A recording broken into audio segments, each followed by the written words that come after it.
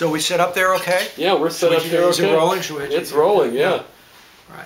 It's a big moment for cannabis. Where am I looking at, you or this? You can look at me. Yeah, that'd be good. A big moment for cannabis in our culture now. Obviously, October 2013, Washington is on the verge of implementing its 502 program, Colorado happening. But I think in terms of what the implications are for the future, I don't think as a result of legalization for adult use in Washington, Colorado, and other states in the future, as I think is inevitable, I don't think it's going to mean lots more recreational users. I think the future in terms of expanding or an incoming rush of newbies into the scene will be in terms of medical and largely in terms of CBD, the interest in CBD. And how does CBD differ from recreational stoner pod? Well, CBD, cannabidiol, that's a component of the marijuana plant. That's not psychoactive. It's one of the major cannabinoids. The plant has perhaps 100 different cannabinoids that are unique in the botanical world to the marijuana plant. THC, tetrahydrocannabinol, the high causer, is the one that's most well known. It's been the most studied by scientists and clinicians.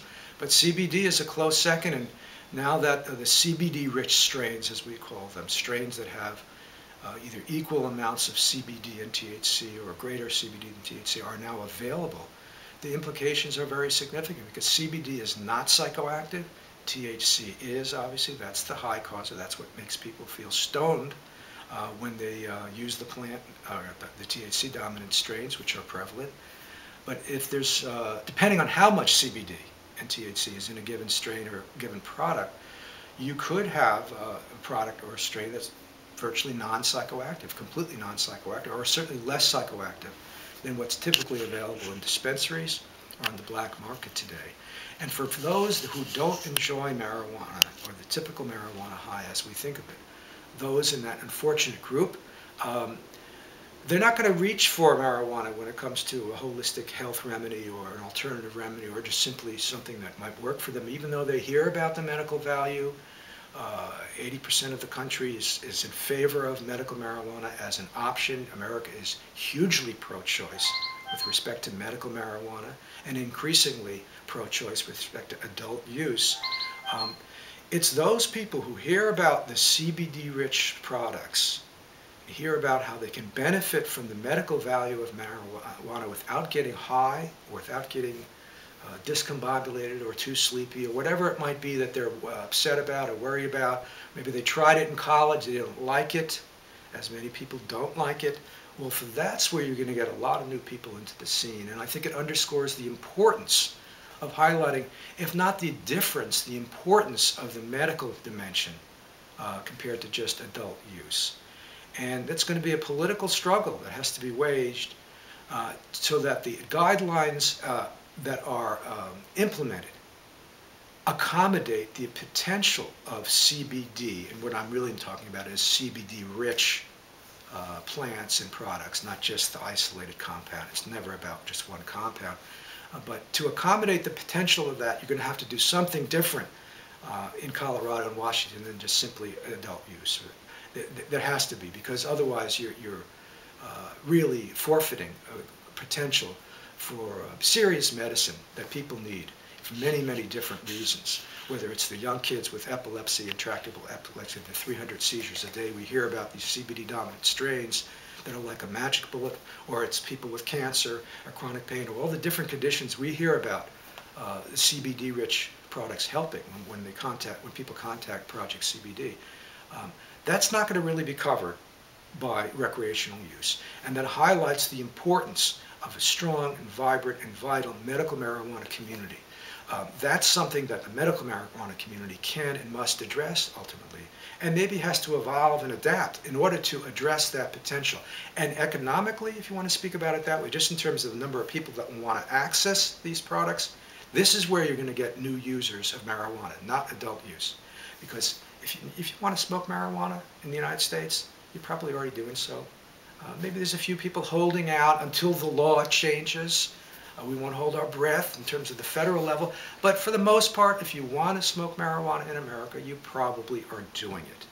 But if you want to access the medical benefits of marijuana and you don't want to get stoned, you are probably not doing it yet. Okay, it's increasing, people are hearing about it, there's a buzz, people are coming on board in that way. But that's a hugely untapped area, and that's where you're going to get the floodgates opening.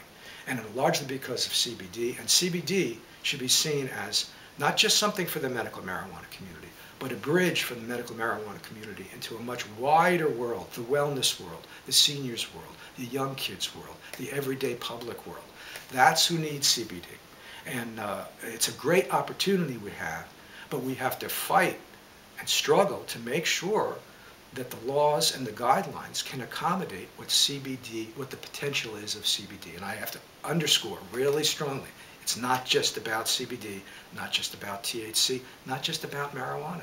It's about the synergy between these different components of the plant, synergy between not just the marijuana, but other medicinal herbs that are not psychoactive, but yet some of them actually work through the endocannabinoid system in terms of conferring healing benefits. And it's not just about medicinal herbs, it's about umpteen other kinds of healing modalities that cannabis therapeutics, particularly CBD-rich cannabis, really complements. And I think that's the direction we're headed, to see CBD as something that's a political tool so that we can enact the right kind of guidelines. That's essential. And to see it as a bridge in terms of a wider world beyond the medical marijuana community, which is largely a stoner community. That's its roots. All well and good, but that's not the future. And can you speak to Project CBD in your book, Smoke Signals? Well, Project CBD was launched in 2010, shortly after the first CBD-rich strains were rediscovered in Northern California. Those strains came into possession of Project CBD, and we might say seeded the landscape. We've never sold products. We're not about products. We're really about information, because we felt it was essential that the medical marijuana community, the doctors, the patients, be educated about the potential that scientists were finding when they did preclinical research with CBD on the cannabinoids. So Project CBD is essentially an educational project, but more than that, it's to encourage, protect, defend, advance cannabis therapeutics with a particular focus on the non-psychoactive components of the plant, but always recognizing the importance of the whole plant and all components of it. And Smoke Signals, in the book that I wrote recently, that the writing and researching that was parallel effort to forming Project CBD. They grew out of the same set of experiences. Smoke Signals has a lot of information about CBD that you wouldn't find in other places.